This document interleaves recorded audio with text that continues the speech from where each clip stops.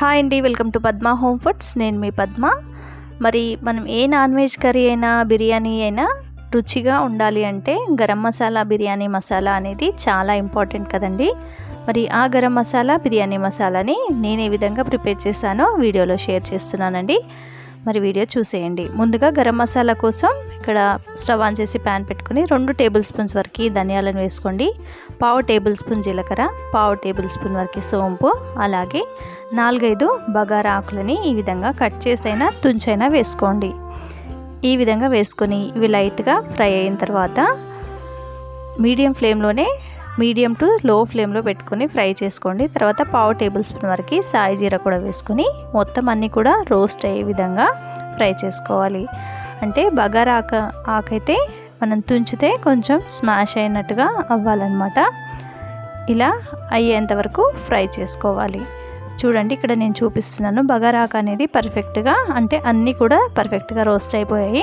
ఇవన్నీ మరొక ప్లేట్లోకి ట్రాన్స్ఫర్ చేసుకొని చల్లారబెట్టుకోవాలి. ఇప్పుడు అదే ప్యాన్లో ఒక 1/2 టేబుల్ స్పూన్ లవంగాలు, 2 టేబుల్ స్పూన్ దాల్చిన చెక్క, ఒక 1/2 టేబుల్ స్పూన్ అనాస పువ్వు, 1/2 టేబుల్ స్పూన్ జాపత్రి, ఒక 1 టేబుల్ స్పూన్ యాలకులు, అలాగే ఒక నల్ల యాలకాయ, 2 మరాఠీ మొగ్గలు, ఒక 1/2 టేబుల్ స్పూన్ మిరియాలు, ఒక 4-5 ఎండుమిర్చి వేసుకోండి. మీ దగ్గర కాశ్మీరీ చిల్లీ మిర్చి ఉన్నా కూడా అవైనా యాడ్ చేసుకోవచ్చు.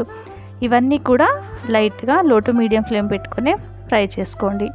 ఇవన్నీ కొంచెం వేడెక్కిన తర్వాత ఇందులోకి ఒక 1 టేబుల్ స్పూన్ కసూరి మేతి, ఒక 1/2 టేబుల్ స్పూన్ స్టోన్ ఫ్లవర్ వేసుకోండి.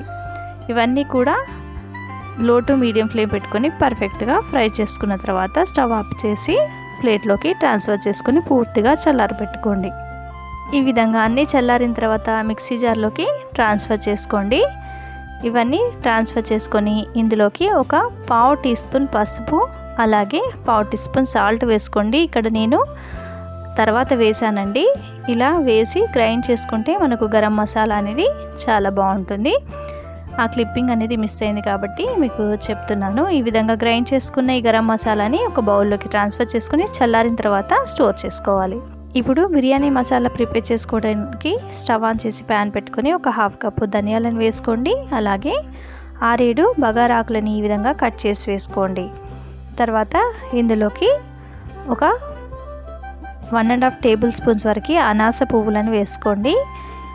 ఈ విధంగా అన్నీ ఒకటేసారి వేసుకొని మనం వేయించుకోవాలి. ఒక 1 టేబుల్ స్పూన్ జాపత్రి, ఒక కరక్కాయ, అలాగే 6 నల్ల యాలక్కాయలు, ఒక 1 టేబుల్ స్పూన్ గ్రీన్ యాలక్కాయలు, 4 మరాఠీ మొగ్గలు, 2 టేబుల్ స్పూన్స్ దాల్చిన చెక్క, ఒక 1/2 టేబుల్ స్పూన్ వరకు లవంగాలు, ఒక 6-7 ఎండుమిర్చి, ఒక 2 టేబుల్ స్పూన్ జీలకర్ర, ఒక 2 టేబుల్ స్పూన్ సాయి జీరా, అలాగే ఒక 2 టేబుల్ స్పూన్స్ మిరియాలు, అలాగే ఒక 1 టేబుల్ స్పూన్ సోంపు వేసుకోండి. ఒక 2 టేబుల్ స్పూన్స్ వరకు కసూరి మేతి కూడా వేసుకొని ఇవన్నీ కూడా సన్నని సెగ మీద మంచి అరోమా వచ్చే వరకు కూడా ఫ్రై చేసుకోవాలి. ఇవన్నీ వేగాయని మనకి ఎప్పుడు అర్థమవుతుందంటే మంచి అరోమా వస్తుంది. ఈ బగారా ఆకు అనేది కొంచెం క్రష్గా అవుతుంది. అలాగే అన్ని స్పైసెస్ కూడా మంచి కలర్లోకి చేంజ్ అయ్యి మంచి స్మెల్ అనేది వస్తూ ఉంటుంది. ఈ విధంగా సన్నని సెగ మీద ఫ్రై చేసుకుంటూ ప్రిపేర్ చేసుకోవాలండి. మీ దగ్గర తోక మిరియాలు ఉన్నా కూడా యాడ్ చేసుకోండి. వాటి వల్ల కూడా మంచి అరోమా అనేది వస్తుంది, మంచి ఫ్లేవర్ అనేది ఉంటుందన్నమాట. ఈ విధంగా అన్ని స్పైసెస్ కూడా మంచిగా వేగిన తర్వాత స్టోన్ ఫ్లవర్ని ఒక 2 టేబుల్ స్పూన్స్ వరకు వేసుకోండి. స్టోన్ ఫ్లవర్ వల్ల మనకి మంచి ఫ్లేవర్ అనేది ఉంటుంది. ఈ విధంగా స్టోన్ ఫ్లవర్ కూడా కొంచెం వేగేంత వరకు ఈ విధంగా సిమ్లో పెట్టుకొని వేయించుకోవాలి.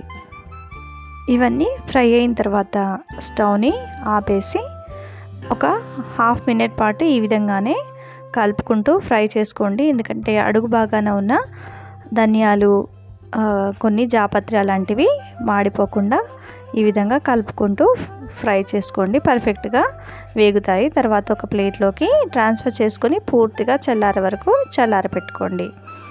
తర్వాత ఇందులోకి ఒక 1 టేబుల్ స్పూన్స్ వరకు డ్రైడ్ గులాబీ రేకులను కూడా యాడ్ చేసుకోండి. ఫ్లేవర్ అయితే చాలా బాగుంటుంది. ఇప్పుడు ఇవన్నీ చల్లారిన తర్వాత ఇప్పుడు ఒక మిక్సీ జార్లోకి ఇవన్నీ కూడా ట్రాన్స్ఫర్ చేసుకోండి. ఇలా ట్రాన్స్ఫర్ చేసుకున్న తర్వాత ఒక 1/2 టీ స్పూన్ పసుపుని, అలాగే 1/2 టీ స్పూన్ ఉప్పుని కూడా వేసుకొని గ్రైండ్ చేసుకున్నామంటే మనకు పర్ఫెక్ట్ బిర్యానీ మసాలా రెడీ అయిపోతుందండి. చాలా చాలా టేస్టీగా ఉంటుంది. బిర్యానీ చేసినప్పుడు ఇలా బిర్యానీ మసాలాను యాడ్ చేసి మనం బిర్యానీ చేస్తే ఎంతో టేస్టీగా ఉంటుంది. ఈ విధంగా ఒక ప్లేట్లోకి ట్రాన్స్ఫర్ చేసుకుని పూర్తిగా చల్లారిన తర్వాతనే ఒక కంటైనర్లోకి తీసి పక్కన పెట్టుకోవాలి. ఈ విధంగా చేసుకున్న గరం మసాలా అలాగే బిర్యానీ మసాలా కనీసం 6 నెలల పాటు చక్కగా మంచి ఫ్లేవర్తో ఉంటుంది. మరి ఈ గరం మసాలా బిర్యానీ మసాలా రెసిపీ మీకు కనుక నచ్చినట్లయితే తప్పకుండా లైక్ చేయండి, షేర్ చేయండి, నా ఛానల్ని సబ్స్క్రైబ్ చేసుకొని పక్కనే ఉన్న బెల్ ఐకాన్ని యాక్టివేట్లో పెట్టుకోండి. లైక్ చేయడం మర్చిపోకండి. Thanks for watching.